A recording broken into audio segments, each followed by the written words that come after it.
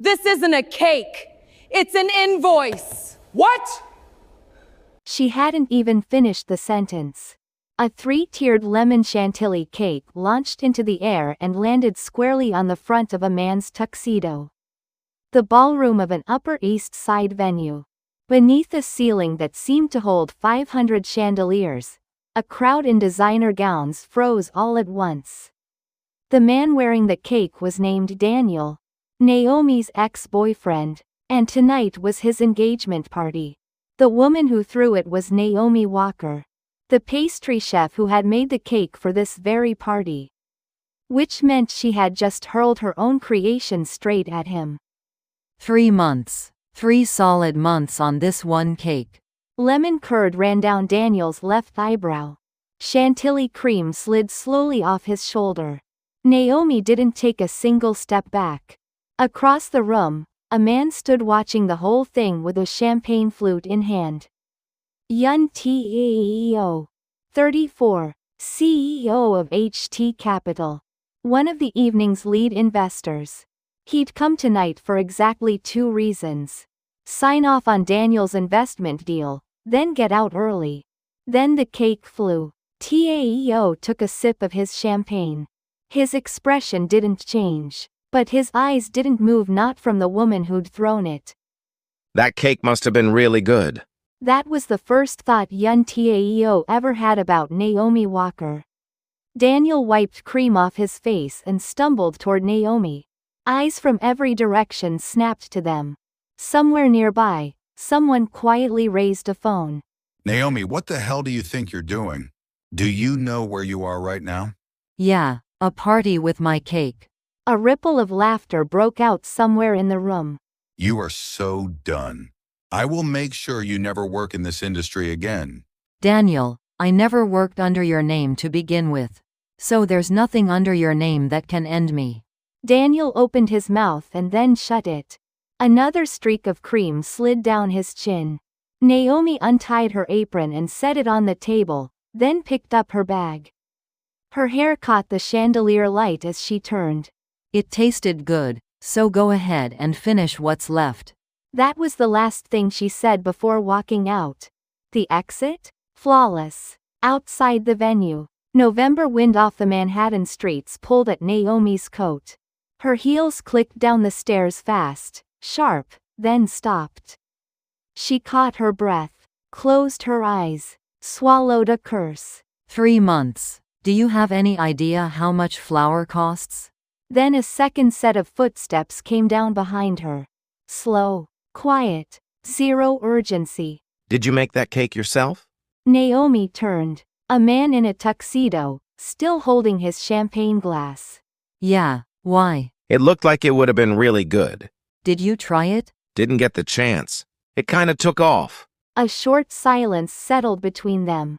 Good. That cake wasn't made for people like you anyway. Then who was it made for? To get smashed in Daniel's face. Tao took a sip of his champagne. Then he spoke. How much was it? The cake. Are you seriously asking me for the price right now? I'd like to order one. For next time. Naomi took a real look at him for the first time. No expression. A face that gave nothing away. I'm actually thinking about closing my shop. Then call me before you do. He held out a business card. Naomi didn't take it. Tao slipped it into the side pocket of her bag and turned to leave. Naomi pulled out the card and looked at it. Yun Tao, CEO, HT Capital. A suit. Of course he's a suit. She shoved the card back into her pocket. But she didn't throw it away. Park Slope, Brooklyn, 2 blocks from the subway, wedged between a laundromat and a used record shop, sat a tiny bakery.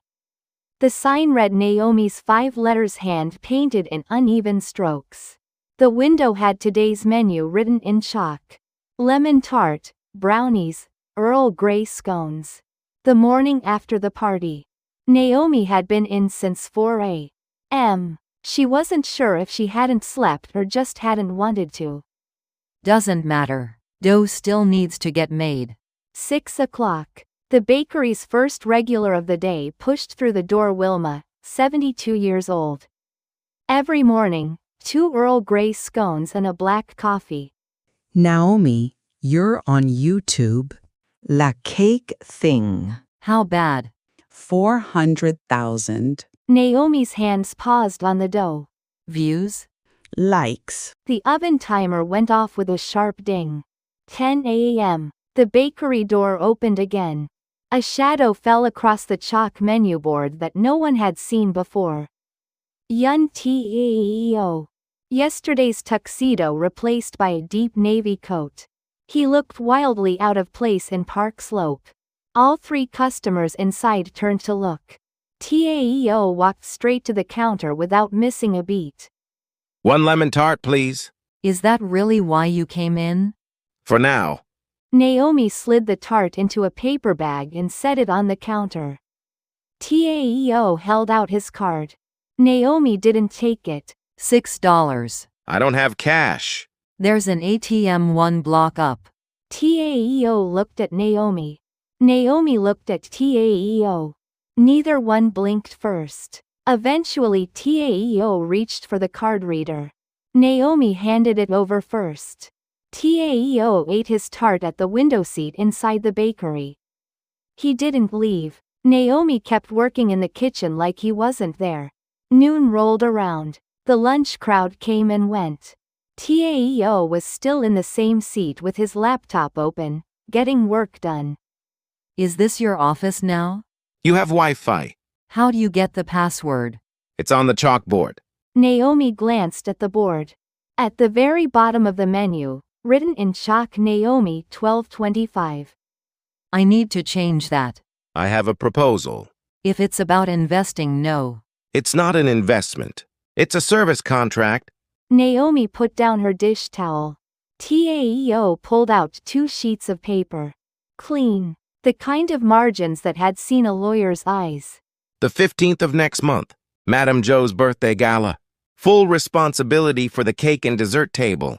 Madam Joe? She's the wife of HT Capital's founder. My grandmother. Naomi flipped to the second page. Her hand stopped. 3 years of rent? That's right. Why? Because I tried your tart yesterday. Naomi looked at him. Taeo kept his eyes on his laptop. He didn't look like he was lying. But he didn't look like he meant it either. Just a man looking at a contract. 3 years of rent. Naomi opened the drawer. A yellow envelope. The kind you don't have to open to know what's inside. 2 months overdue. Pay by end of month. Naomi picked up a pen. Then paused. I have conditions. Go ahead. The recipes, the menu, the plating, all my call. No interference. Obviously. And I go in there as Naomi Walker. Not as catering staff. For the first time, Taeo looked directly at her. I'll put your title in the contract. Head pastry chef. Naomi signed. The moment the pen touched paper, a gust of November wind sent a handful of ginkgo leaves scattering past the window. She slid the contract back across. Taeo tucked it away and stood up. Looking forward to it, head pastry chef. Same. 3 years of rent. Taeo walked out. Naomi watched his back for exactly 2 seconds. Then she turned away. I really hope I didn't just make a mistake. The second oven timer went off. Naomi pulled on her mitts and headed back into the kitchen. Madam Joe's penthouse was on the 16th floor of an Upper West Side building overlooking Central Park. The moment the elevator doors opened, the air changed. Something between flowers and money, hard to tell which. Naomi walked in carrying 3 cake boxes and a bag of dessert supplies. Taeo's assistant, Minjun, was waiting at the entrance. The kitchen's this way. The gala starts at 6. Is my plating space set up? Yes, exactly as you requested.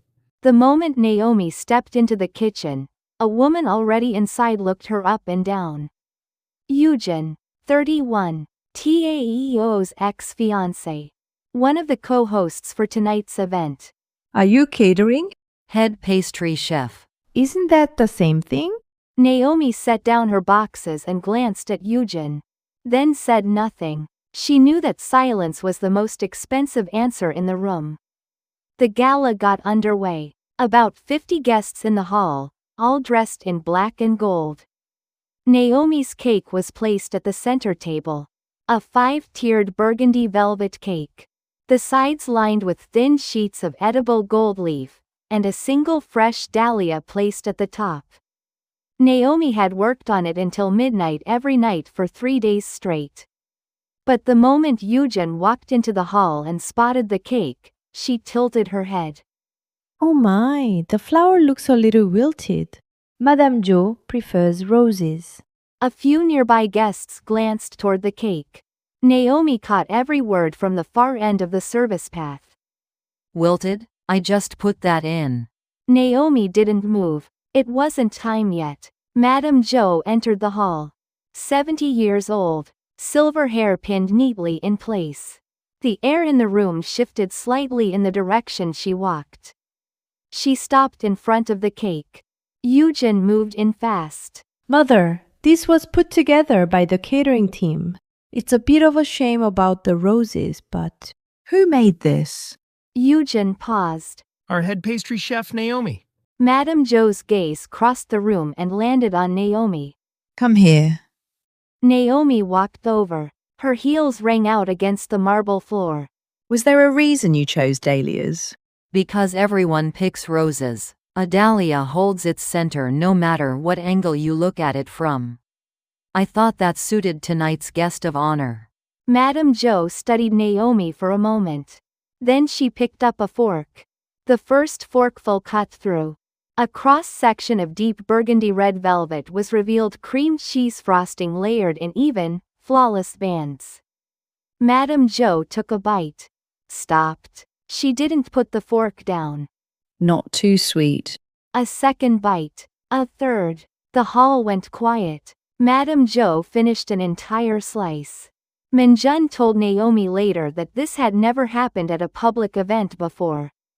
Eugen's face was smiling. Her eyes were not. Done. Naomi was already turning to leave when Madame Jo spoke. Pastry chef, Yes? would you be willing to sell me this recipe? No. The hall went quiet again. Madame Jo looked at Naomi. Naomi looked at Madame Jo. And Madame Jo smiled. I just won over your grandmother's palate. So we're done with the contract now, right? The line was aimed at Taeo. He was leaning against the wall on one side of the hall, both hands in his pockets, watching Naomi. Read the contract again. Why? There's an extension clause. Naomi narrowed her eyes. For the first time, Taeo's mouth curved up just barely, just one corner. On the subway back to Brooklyn that night, Naomi pulled out the contract and read through it. There was no extension clause. He lied. And somehow, that didn't bother her at all. Let's take a moment here, because what happened tonight goes beyond a good cake. Naomi won because she never let go of her own name. Called catering staff, she said head pastry chef. Offered money for her recipe, she said no. Who was the most valuable person in that room tonight? One slice of cake answered that question, loud and clear. Starting the day after the gala, Taeo began showing up at the bakery. The first time, it was 10 a.m. 1 lemon tart, 1 Americano. Laptop open for 2 hours. Then gone. 2 days later, 9:30. 2 scones. 3 hours. Then 9 o'clock. Is this your new commute time or something? My first meeting today isn't until noon. HT Capital's office is in Midtown, right? It is. That's 40 minutes by subway from here. I know. Naomi didn't ask anything else. Taeo didn't explain anything else. Wilma sat at the counter eating her scone and looked back and forth between the two of them. Oh, I see how it is. Thursday afternoon. Naomi was testing a holiday special, a fig and brandy bundt cake. The batter had failed for the third time. It's the fig ratio. Or maybe the brandy's going in too early. Taeo peered over the counter into the kitchen. What's wrong with it? Too much moisture. The bundt mold has that hollow center, so the batter density needs to. Naomi stopped herself. Why do you want to know? I think I can help. Do you know how to bake? No, Then how exactly are you going to help? I can taste test. Naomi looked at him for a second, then tossed him an apron. Wash your hands first. Tao caught the apron. No expression, but he went straight to the sink without a word. Naomi watched his back and started on the fourth batch. The bundt cake finally worked on the fifth try. Tao ate 12 pieces. Naomi counted. 10 days went by like that. Tao started showing up right at opening, and Naomi started setting out his Americano before he even walked in. Neither of them said a word about it. Friday evening. Naomi was closing up.